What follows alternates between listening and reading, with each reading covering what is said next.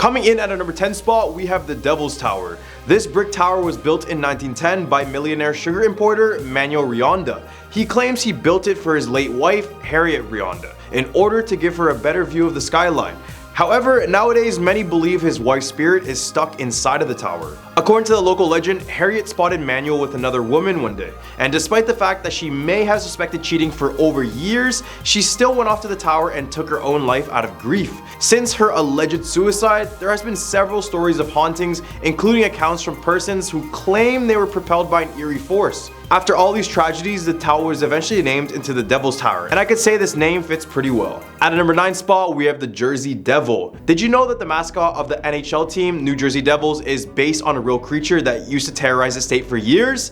Yeah. They are described as kangaroo-like creatures with the face of a horse, the head of a dog, and bat-like wings, horns, and tails. Sightings have occurred for the past 200 years, and it all started when a resident of Estiville was going to give birth for the 13th time, which she didn't plan for. So in disgust, she yelled out, quote, "Let it be the devil," and when it came out, it actually turned out to be a baby devil who ended up screeching before flying out the window, and that is now known as the New Jersey Devil. And I know that story might sound a bit crazy, but regardless, during the years, New Jersey has had unidentified creatures raiding chicken coops and killing livestock. At number 8 spot, we have the Watcher. This story has been made into a full-length show, but the fact that it was a true story makes it that much creepier. Located in Westfield, New Jersey at 657 Boulevard is the infamous Watcher House. It all started when a young couple named Derek and Maria Broadus bought the home back in 2014. The house is pretty old to begin with, so they immediately began renovations to make it into their dream home.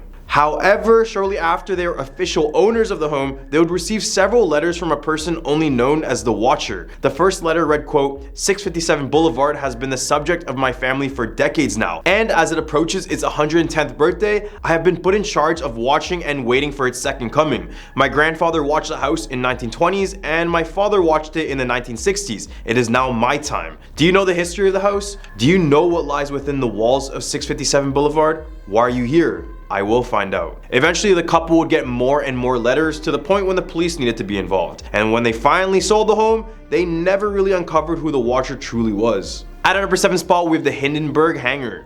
On May 6, 1937, a German passenger airship known as the LZ-129 Hindenburg was engulfed in flames and destroyed in an attempt to dock with its mooring mast at the Lakehurst Naval Air Station. Inside the airship was 97 people, and after the fire consumed the hangar, there were a total of 35 fatalities.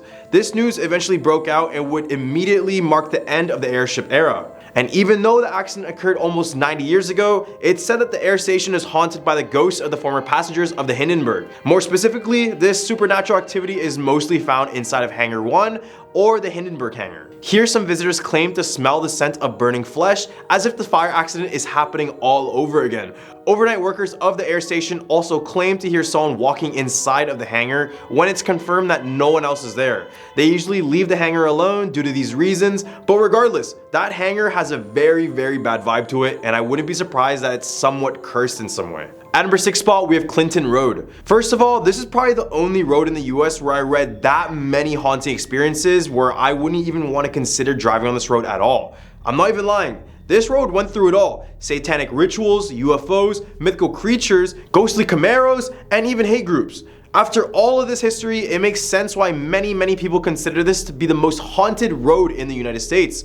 However, the most infamous story about this road has to be the Ghost Boy Bridge. So apparently, if you place a quarter in the middle of the road at midnight where the yellow line is at one of the bridges over Clinton Brook, otherwise known as the Dead Man's Curve, shortly after, the ghost of a boy will appear right in front of you. Story goes that this is a boy who drowned in the river nearby, and if he appears in front of you, he may push you near to the bridge where he was murdered on. In the hump of our list, we have the Shades of Death Road. Located in Warren County, this is yet another terrifying road to travel on in New Jersey. You're really better off taking a boat in this state, I swear.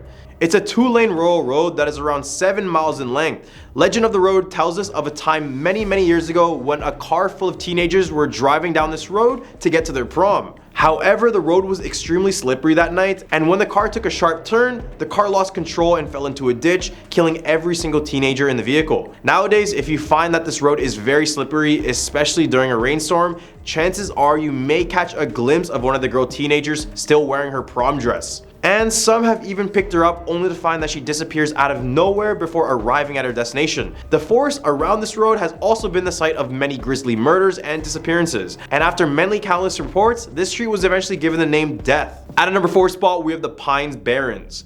Over 1 million acres and 7 counties in New Jersey make up the densely forested Pine Barrens. During the colonial era, the region was home to numerous enterprises, including paper mills and even sawmills. When coal was eventually discovered to the west in Pennsylvania, people eventually left the mills and neighboring communities, leaving behind ghost towns and some claim a few paranormal wanderers. The Jersey Devil is without a doubt the most well-known inhabitant of the Pine Barrens. The monster, which had leathery wings and hooves, was said to have been Deborah Lee's 14th child and born in 1735. Since then has been terrorizing South Jersey homeowners and killing cattle after flying up the Lee's chimney and into the Pine Barrens. Eventually a bounty was out for the devil, but no one was able to capture it, and has since remained a mystery ever since.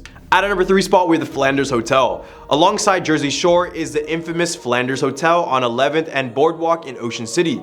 This hotel was first completed in 1923, and after its opening, it immediately became very famous among tourists and locals alike. I mean, it had property alongside the boardwalk and was very modern compared to the other hotels in the time. However, as the guests started to pile up at this hotel, many would be leaving with an experience they didn't expect. It was found that there was hundreds of reports claiming that the hotel had supernatural activity within it.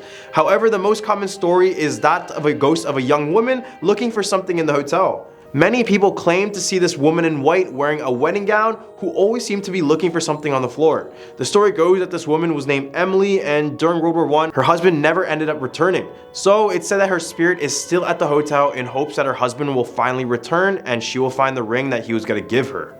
At a number 2 spot, we have the Cave Grave. In the town of Newton lies a quiet small graveyard situated alongside Route 621.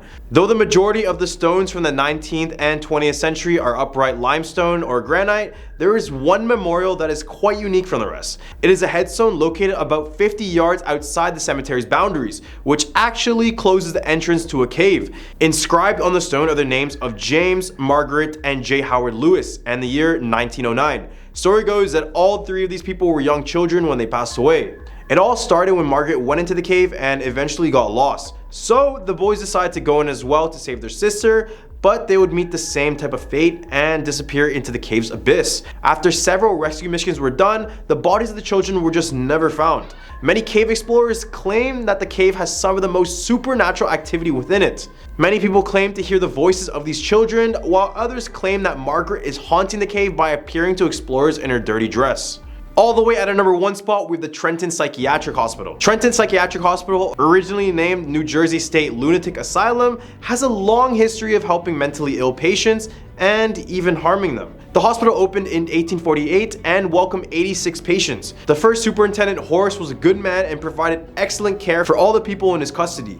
Then it took a turn for the worse when Dr. Henry Cotton took over. The doctor believed he could cure mental illness by removing organs. He believed that infections caused mental illness, so he tested it by removing his patients' teeth, limbs, or any body part with slight signs of infection.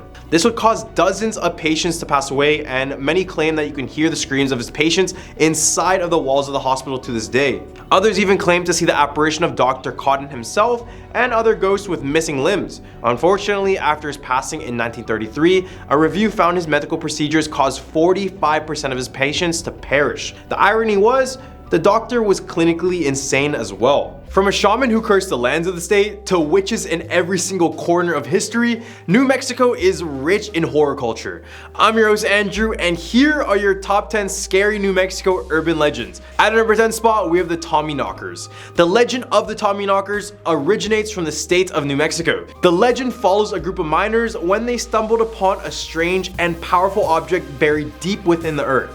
As they began to excavate it, they were overcome by its strange energy, which transformed them into these bizarre, violent creatures. These creatures were known as the Tommyknockers and were infamous for their ability to knock on the walls and ceilings of mines, warning other miners to stay away. The legend goes on to say that the Tommyknockers were incredibly powerful, with superhuman strength and the ability to control the minds of those around them. They all roamed the mines, causing destruction and mayhem wherever they went. Despite their fearsome reputation, some believe that the Tommyknockers could be reasoned with and attempted to communicate with them in order order to understand their motivations, while some people, on the other hand, believe that the legend of the Tommyknockers is based on a real event that occurred in New Mexico, which had a bunch of trapped miners. However, others viewed a purely fictional tale. Over the years, many people have come forward to speak about their encounter with the Tommyknocker, which only adds to this creature's mystery more. At a number 9 spot, we have a witch's heart. The legend of the witch's heart in New Mexico tells the story of a powerful witch who lived in the forest near a small village. She was said to be able to cast spells and control the elements, and many people were afraid of her because of that. One day, the witch fell in love with a young man from the village, and she cast a spell on him to make him fall in love in return. The young man, however, did not want to be with this witch and tried to resist her spell at all costs. The witch became very angry and threatened to destroy the village if the young man did not return her love. Talk about needy. The villagers, who were afraid for their lives, pleaded with the young man to give in to the witch's demands, but the young man was brave and refused to give into it. Now the witch was extremely pissed, and she decided to cast a powerful spell that caused the ground to shake and the trees to sway. She summoned a storm that raged for 3 days and 3 nights, causing destruction and chaos throughout the entire village. Finally, the young man, with the help of other villagers, was able to confront the witch and break her spell. The witch's heart was filled with so much anger and hatred that it just turned to stone, and she was never seen again. The villagers say that if you listen closely on a stormy night, you can still hear the witch's heart beating beneath the ground, a reminder of the power of love and the dangers of anger and hatred. At a number 8 spot, we have Haunted Mesa. The legend of the Haunted Mesa in New Mexico dates back to the early 1800s. According to the legend, the mesa was once home to a Native American tribe who lived in harmony with the land and its natural resources. But as time passed by, the tribe grew greedy and began to exploit the land. They would strip it of its resources and cause great harm to the environment because of it.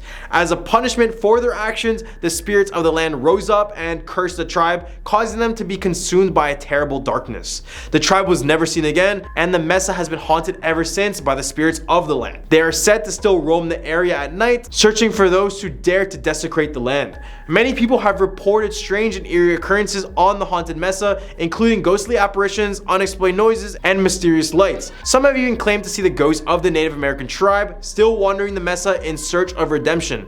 Despite these stories, the Haunted Mesa remains a popular destination for hikers and adventurers who are drawn to its rugged beauty and eerie atmosphere. Some say the spirits of the land are still watching over the mesa, protecting it from those who would seek to harm it. So if you hike here, stride carefully. At a number 7 spot, we have a Witch's Bridge. The Witch's Bridge is a legendary structure said to be located in New Mexico, although the exact location is unknown. According to the legend, the bridge was built by a woman who was shunned by the community because they believed she was a witch. The woman, who was determined to get her revenge, constructed this bridge using her own blood and bone, imbuing it with dark magic as well. As the story goes, anyone who crosses the bridge will be cursed with bad luck and misfortune for their entire lives. Some say that the bridge is guarded by the spirit of the witch, who emerges at night to haunt and terrorize hikers. Others believe that the curse can only be lifted by performing a complex ritual at the side of the bridge. Despite the legend, there is actually no evidence of a bridge matching the description in New Mexico. It is likely the story is a tall tale or a piece of folklore, rather than a true account of events. However, that does not stop people from being intrigued by the legend and people going out searching for this bridge. At a number 6 spot, we have a man in the black hat. The man in the black hat is a mysterious figure who is said to haunt the deserts of New Mexico. Some say that the man in the black hat was a gunfighter or a bandit who roamed the deserts, preying on travelers and settlers who ventured too far from civilization. Others claim that he was a ghost or a spirit haunting the land and seeking revenge on those who had wronged him in life. Despite the many different variations of the legend, one thing remains constant. The man in the black hat was a fearsome and dangerous figure, feared by all those who came in contact with him. He is said to wear a black hat, a long coat, and a pair of guns by his side, and was said to be incredibly fast and extremely deadly with a gun. There's even one story of him single-handedly defeating a group of 10 raiders in less than a minute in an attempt to just save some settlers. Despite his heroic deeds, however, the man in the black hat was never seen again, and his fate remains a mystery to this day. Some say that he simply vanished into the deserts, never to be seen again, while others believe that he met his end at the hands of another enemy. Maybe he finally found peace and moved on to the afterlife. Haven't we thought about that? In the hump of our list, we have the hanging tree. The legend of the hanging tree in New Mexico dates back to the 1800s when the area was a wild and lawless frontier. According to the legend, the hanging tree was a large tree located in the center of town, where criminals and outlaws were brought to justice by being hanged from its sturdy branches. The most famous story associated with the hanging tree is that of a notorious outlaw named Billy the Kid, who is said to have been hanged from the tree after being captured by a posse of vigilantes. Despite its reputation as a place of justice and punishment, the hanging tree was also said to be cursed, and many people believe that anyone who were hung from this tree would be doomed to haunt the town for eternity. Over the time, the tree became a symbol of fear and dread, and people avoided it at all costs, even during the day. Eventually, the town decided to cut down the hanging tree and burn it to the ground in an effort to rid the town of its dark history and the supposed curse that was said to be associated with it. Today, all that remains of the hanging tree is a small plaque on the spot where it once stood. At a number 4 spot, we have a witch's ladder. The legend of the witch's ladder in New Mexico tells the story of a powerful witch who lived in the mountains and was known for casting spells and curses on those who crossed her. One day, a group of travelers stumbled upon her cabin and asked for shelter for the night. The witch agreed, but she secretly cast a curse on them. Desperate to break the curse, the travelers sought help from a wise woman who told them that they must climb to the top of the mountain and gather a handful of the witch's hair in order to break the curse for good. The travelers managed to do this, but the witch chased after them using all the spells she knew. Using the hair as a talisman, the travelers outran the witch and made their way back down the mountain, where they burned the hair and finally broke the curse. From that day on, the mountain was known as the witch's ladder. Despite the fact that the legend of the witch's ladder is just a story, it continues to be told and retold in the American Southwest, reminding us of the power and determination and the importance of standing up to those who seek to do us harm. At number 3 spot, we have the curse of the full moon. The curse of the full moon is a popular tale told to many in New Mexico, and it involves a powerful medicine man who placed a curse on the land to protect it from the actions of early European settlers. The legend goes that the medicine man was a powerful shaman who had the ability to communicate with the spirits of the land and the animals that live there. He was deeply connected to the natural world, and he would have a great reverence for the land and its inhabitants. However, when the European settlers arrived, they began to disregard the sacredness of the land and its inhabitants. They would cut down trees, hunt down the animals, and they would pollute the waters. The medicine man was outraged by the settlers' actions, and he decided to curse the land with a very powerful spell. And whenever the moon was full, the curse was said to be at its strongest, causing even more misfortune for those who dared to defy the spirits. Over time, the legend became well known throughout the region, and this is when people began to fear the power of the spirits and the curse. At a number 2 spot, we have the ghost lights. The legend of the ghost lights in New Mexico dates back to the time of the Native Americans who inhabited the region. According to the legend, the ghost lights were spirits of the dead who roamed the earth in search of their loved ones. These spirits were said to be the souls of warriors who were killed in battle, or of women and children who had died of disease or other natural causes. The ghost lights were said to appear as glowing orbs of light that floated through the air, moving silently and without any apparent direction.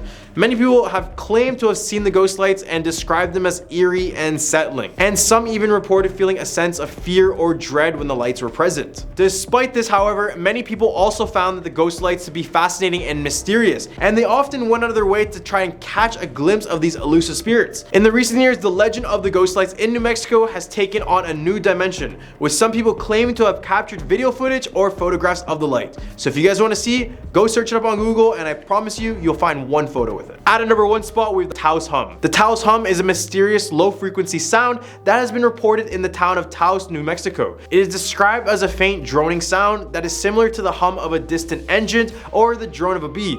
Some people claim to hear the hum constantly, while others hear it occasionally. The source of the Taos hum is unknown, and there are many theories about what could be causing it. Some believe that it is a natural phenomenon caused by geological activity or atmospheric conditions. Others speculate that it is the result of human activities such as underground military bases or secret experiments. One of the most popular theories of this is caused by aliens. According to the theory, the hum is a signal or communication from an extraterrestrial civilization. Some people even claim to have experienced strange encounters or sightings of unidentified flying objects in the area where the hum is heard. Despite the many theories, no one has been able to definitely explain the Taos hum. The phenomenon remains a mystery and continues to fascinate and intrigue those who have experienced it. Some even claim that the hum has a strange, almost hypnotic effect on those who hear it, causing them to feel disoriented or dizzy.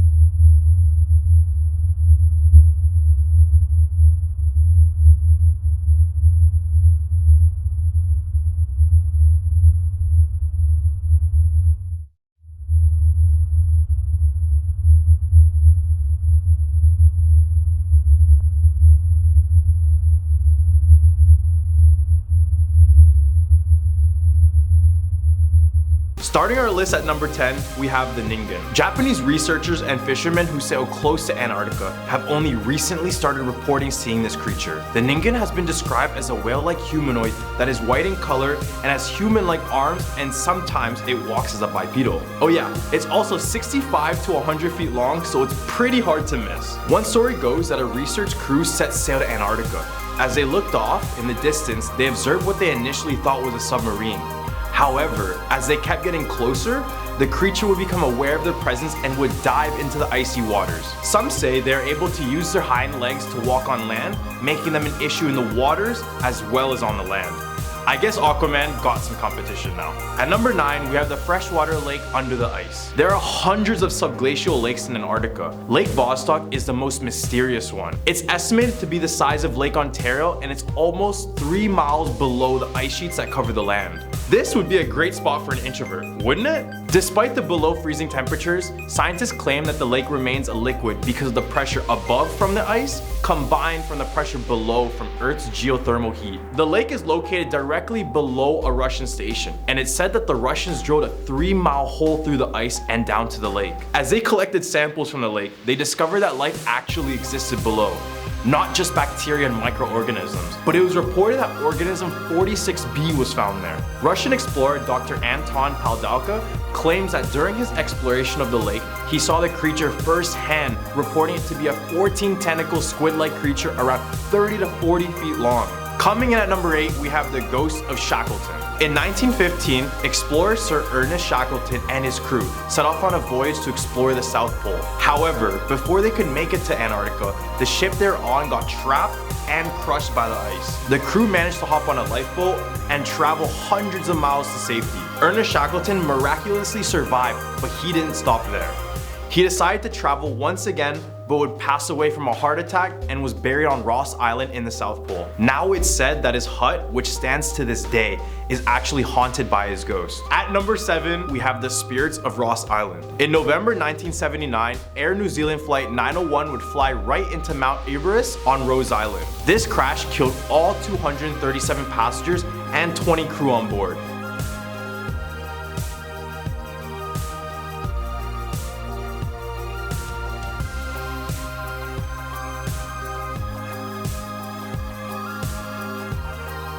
Instead of leaving them in the cold, the bodies were found kept at McMurdo Station nearby. Those who visit the base leave with a feeling of unease and discomfort, similar to the feeling that they're trespassing in a place they're just not wanted. Coming in at number 6, we have Jenny the Ghost Ship. This is a story of a ship that was found before it was lost. As the story goes, in 1840, Hope came across the ship, Jenny, completely frozen in ice in an Antarctic Drake Passage. Crew members of the Hope reported that it first looked like a battered ship, but as they approached, they noticed that it was something much darker. The crew saw 7 men standing on the deck of this ghostly ship.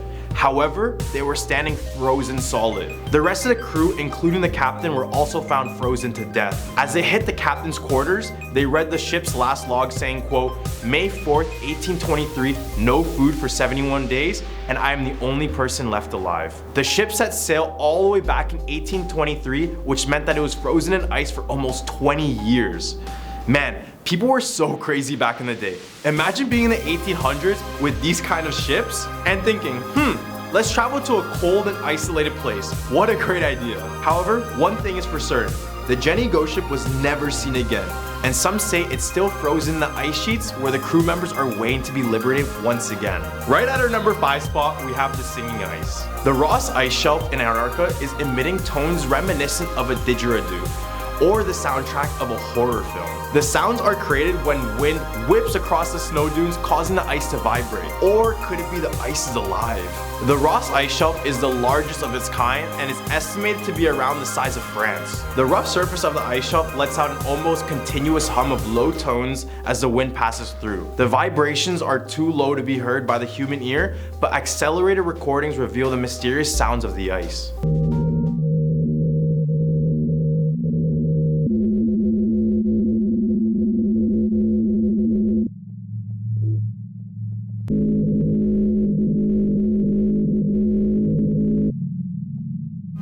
Stealing our number 4 spot, we have After the World War II, it was believed that the Germans took all of the research to Norway and eventually from Norway into Argentina. And from Argentina, it would head to Antarctica where they had a secret base in New Schaubenland. The Germans certainly had intellectual scientists and groundbreaking technology, but they just didn't have enough resources to sustain their progress. That's one of the world's biggest issues, finite resources. Germans specifically lacked oil, and we know how far countries will go for oil. They also needed electricity and the facilities to manufacture weapons, so this made Antarctica their new hotspot. It's said that there are many secret bases scattered all around the area where many Germans went into hiding or started to develop weapons of mass destruction. No, I'm not talking about the ones in Afghanistan, but weapons so powerful that it could have changed the tide of the whole war. At our number 3 spot, we have the ice wall. Alright, you flat earthers, welcome back, and here's one for you. Well, there is a theory that says there's a huge 140-foot ice wall that surrounds the continent of Antarctica. It's also said that the shelf of ice is several hundred meters thick. This theory was first brought up when British naval officer and polar explorer Sir James Clark Ross ventured to Antarctica. Upon seeing the massive ice wall, he said, quote, "It was an obstruction of such character as to leave no doubt in my mind as to our future proceedings. It would be impossible to conceive a more solid-looking mass of ice." Sir Ross would spend the next several years navigating around, but beyond the 100-foot wall was anyone's guess. Literally no one knows how far it really goes or what exists beyond it. All airlines and ships have agreed to avoid the area completely since, due to severe weather conditions, and in one case a New Zealand flight crashed there, causing all passengers to die. All the way at our number 2 spot, we have Operation High Jump. In 1947, Richard Burt and 4,000 other soldiers were assigned to this classified mission called Operation High Jump. The government informed the soldiers that this operation was just an expedition to scan the land of Antarctica. They journeyed through the land to look for any occupying bases. It was said that even before the incident at Pearl Harbor, Nazis occupied a base down in Antarctica. And since they have been losing the war, it made sense to see if they were hiding there. However, when they arrived on the continent, it was not Nazis they encountered.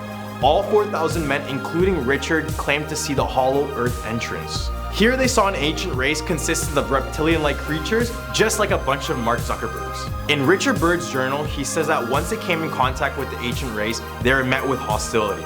They quickly found out about their advanced technology and devastating weapons, and had no choice but to flee.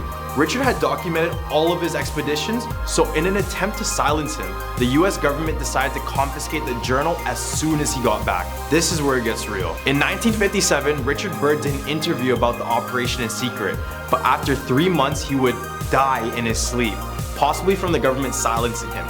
But wait, his son was in charge of delivering the speech honoring his dad's achievements and accolades, including Operation High Jump. And guess what happened to his son? He could never give the speech as they found his body in an empty warehouse 3 weeks later. The government is working overtime. Whatever Richard found was too special to be unveiled to the public. Well, at least not yet. Taking our number 1 spot, we have that someone's always watching. The harsh Antarctic conditions and varying sunlights have been known to cause hallucinations. These would cause many explorers to feel the presence of another when no one is truly there.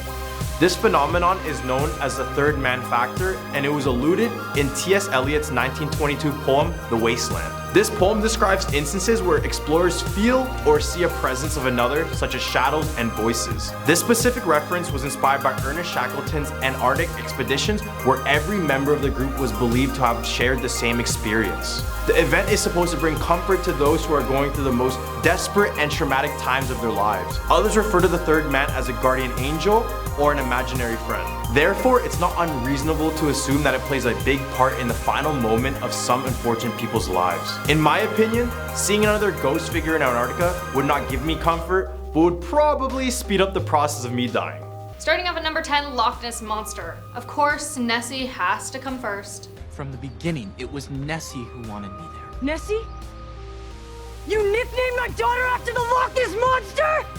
Almost everyone knows the story of the monster in the lake that people have been trying to spot for thousands of years.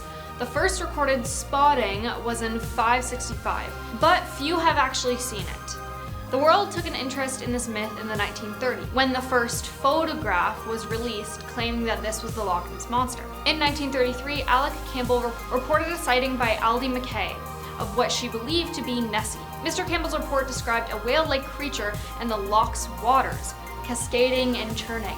Then in 1934, a British surgeon, Colonel Robert Wilson, claimed he took a photograph of the monster while driving along the northern shore of Loch Ness. I mean, we have only discovered like 5% of the water on Earth, so maybe there's something lurking deep down, but what do you guys think? Is she real? Is she all just a hoax? Now at number 9, Robin Hood. Legend has it Robin Hood was an outlaw living in the Sherwood Forest with his merry men. The first known literary reference to Robin Hood and his men was in 1377, and the Ceylon manuscripts in the British Museum have an account of Robin's life, which states that he was born around 1160 in Lochsirlee in South Yorkshire. Robin became a popular folk hero because of his generosity to the poor and peasants, and his hatred of the sheriff who enforced the forest laws. Some date his adventures as taking place during Edward II, but other versions say the king was Richard I. Robin had fought in the Crusades alongside Richard I before returning to England to find his land had been seized by the sheriff, which he wasn't too happy about. Coming in at number 8, Grindylows. You know, kinda like in Harry Potter. I know, how many Harry Potter references am I gonna make on this channel? Holy! Grindylows are supernatural creatures that appear in the folklore of England, mostly the Lancaster area. They are described as small, non-human entities with scaly skin, a greenish complexion and sharp claws and teeth, and long arms with lengthy fingers at the end. They dwell in ponds and marshes waiting for unsuspecting children, which they then grab them with their strong grip and drag them into the waters. Grindylows have been used as shadowy figures to frighten children away from pools, marshes, or ponds where they could drown. Here at number 7, London Fog. On December 4th in 1952, smog began to cover London. The smog was present for 5 whole days and ended up leading to the passing of at least 4,000 people. On a regular Thursday afternoon, a high-pressure air mass stalled over the Thames River Valley. Suddenly, cold air came in from the west side, and the air in London became trapped. The problem worsened by the low temperatures, which caused people living there to burn extra coal in their furnaces to keep warm. The smoke, soot, and sulfur dioxide from the area's industries, along with the stuff from cars and consumer engine usage, caused heavy smog to smother the city. By the morning of December 5th, it was visible across hundreds of square miles. It became so thick and dense that by December 7th, there was no sunlight and visibility was down to only 5 yards in many places. Eventually, all transportation came to a halt, but not before the smog caused several train accidents, including a collision between 2 trains near London Bridge. However, that wasn't the worst thing. The worst effect of the smog was the respiratory distress it caused in humans and animals, including difficulty breathing and vomiting. A high number of people in the area, numbering in the thousands, passed away in their sleep that weekend. Now, it's a little crazy to me that all this happened and so many people ended up losing their lives. Taking our number 6 spot, Owlman.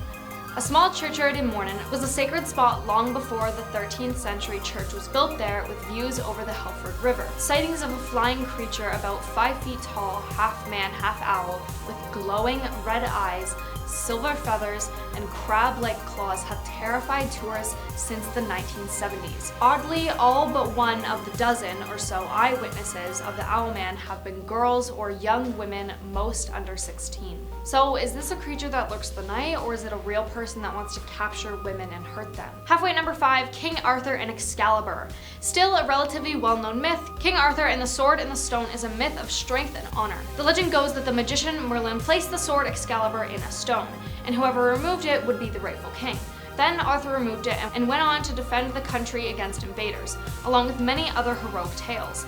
King Arthur is a central figure in English history, and though some of the legends surrounding him may not be true, we do have centuries of literature, so I mean, in medieval times, this one doesn't seem too much of a stretch, but who knows. Number 4, Black Shuck, or Black Dog. The legend is perhaps the most common local myth in Britain.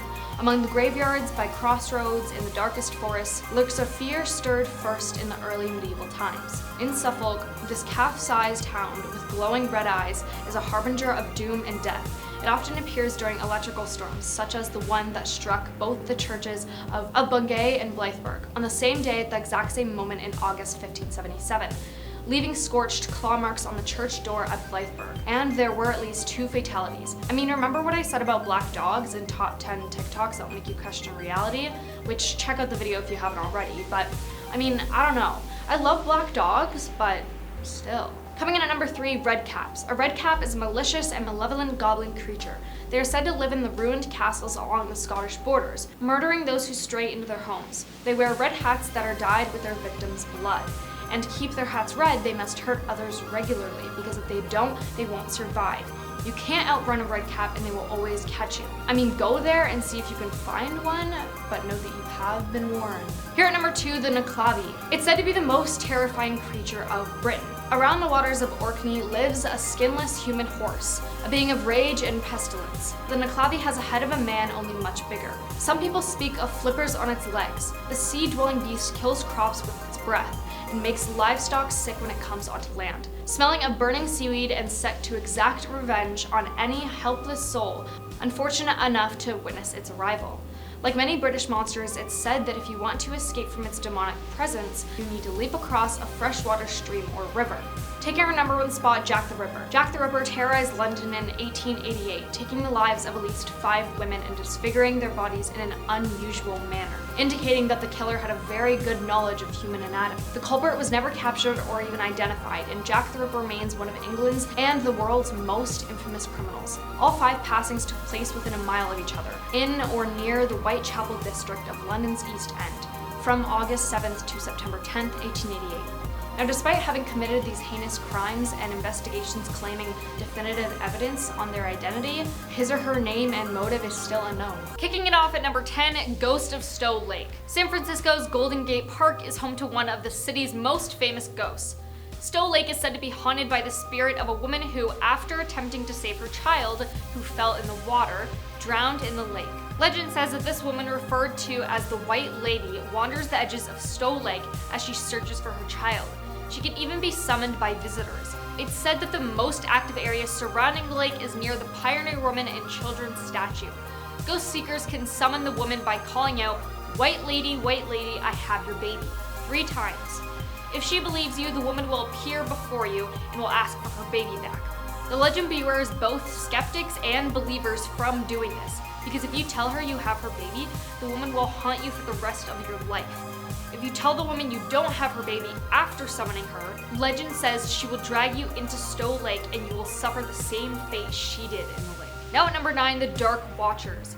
This legend takes place in the Santa Lucia Mountains, which run from Avila Beach to Monterey. The Dark Watchers are said to be giant phantoms that resemble humans and lurk inside the mountain. Legend goes that the Dark Watchers can only be seen at midnight, as they stand at the mountain's tops. They've only been claimed to be seen staring out into the wide space below the mountains, before completely vanishing into thin air. Coming in at number 8, Monster of Elizabeth Lake. Elizabeth Lake in California is said to have an evil presence below the water's surface.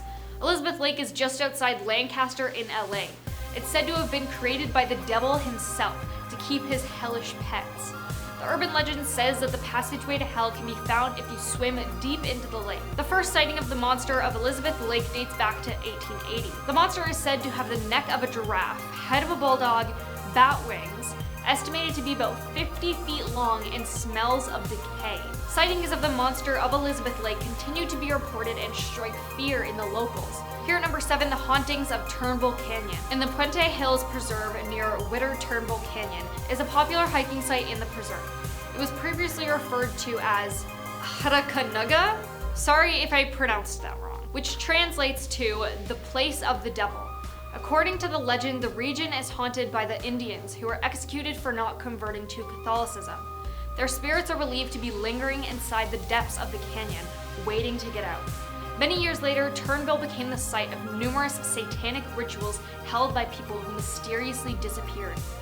What was left behind from the rituals were paranormal sightings and occurrences, reported by both locals and freaked out hikers. Taking number 6, the Billywhack Monster. Rumors of an alleged beast have been going on around since the 1940s at the site of the former Billywhack Dairy in Ventura County. August Rubel, a German national living in the United States during World War II, owned the dairy. It was rumored that August had a secret underground lab beneath the dairy, where he was working with the US government to build a super soldier for war. He returned to Germany in 1943 as he was supposedly working for the Allies. During the trip, August allegedly stepped on a German landmine and passed away. Years later, reports of a strange creature roaming the area where the now abandoned dairy stood started to surface. Many of these reports came from local high school students who told police that a large humanoid with goat-like horns and sharp claws was hurling rocks at their car. Halfway at number 5, Alcatraz Demon. San Francisco's Alcatraz Island has plenty of ghosts and disturbing rumors about its former inmates, one of which is the Alcatraz Demon. The story is that a prisoner was ranting about a demon in his cell. The guards ignored his cries, knowing that many of the prisoners were mentally ill and prone to seeing things. The next morning, the prisoner was found strangled in his cell, with no evidence or means that someone else had been in or out of the cell. There were also a lot of other ghost stories surrounding Alcatraz. Here at number 4, the Hollywood sign spirit. This is probably one of the most infamous urban legends in California. The Hollywood sign is said to be haunted by the early 1900s actress Peg Entwistle. When a possible career-ending review was published about one of her films, Peg climbed to the top of the sign's H and jumped off of it. She is said to haunt the sign and the surrounding area. The legend continues to state that she will appear to people hiking to the off-limits part of the sign where she had taken her life. Instead of the sweet Hollywood actress, what appears to these unfortunate people is a woman with a skeletal face and deep hollowed-out eyes. If those hikers are alone, she is said to somehow influence them to share her same fate. Now at number 3, Ghost Hills. Basic laws of gravity state that what goes up must come down. While in California, there are spots that are rumored to defy this basic truth. If you park at the base of a hill in a specified location and release your parking brake, your car will roll uphill. These spots are hard to find but are often accompanied by a legend as its explanation. A school bus broke down and the kids jumped out to push it up the hill, but lost control and the bus ran over them, taking their lives. Now they push cars up hills as ghosts. Here at number 2, Zodiac Killer. The Zodiac Killer is a serial killer who operated in Northern California in late 1960s. The Zodiac Killer took the lives of 5 known victims in the San Francisco Bay Area between December 1968 and October 1969, operating in rural, urban, and suburban settings. 2 of his attempted victims fortunately did survive. The Zodiac himself, however, claimed to have taken the lives of 37 victims, and he has been linked to several other cold cases, some in Southern California or outside the state. The Zodiac made the name for himself in a series of taunting letters and cards that he mailed to regional newspapers, threatening execution sprees and bombings if they were not printed. Some of the letters included cryptograms or ciphers, in which the Zodiac claimed that he was collecting his victims as slaves for the afterlife. Of the 4 ciphers he produced, 2 remain unsolved, and only 1 was cracked in 2020. The Zodiac stopped written communications around 1974. The unusual nature of this case led to the international interest that has sustained throughout the years.